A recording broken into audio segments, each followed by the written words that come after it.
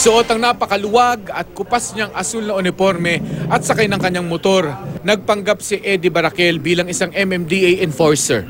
Ang modus, nag-e-escort sila ng mga delivery truck sa C5 kapalit ng lagay. Inaabangan kasi nila yung mga truck kasi yung iba, karamihan yung iba doon, mga overloading, di ba?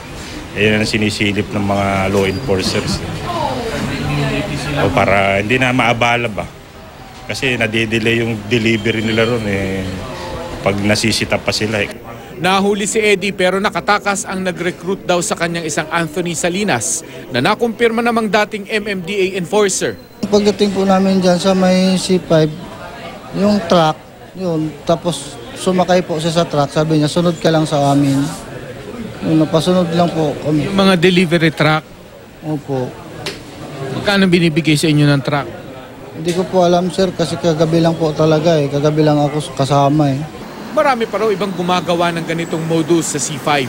Article 177 ng Revised Penal Code, yung usurpation of authority.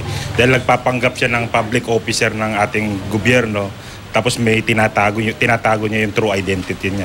Tapos gumagawa pa siya ng kabulastugan. Binubuhay ko sa marangal yung pamilya ko, bakit ganito? Huwag naman po sana, tatawarin na lang po nila ako. Hindi convincing ang bihis ni Eddie pero merong magagaling raw manggaya. Kaya dapat alam niyong kumilatis ng peke sa tunay. Ang uniforme po namin ay ganito.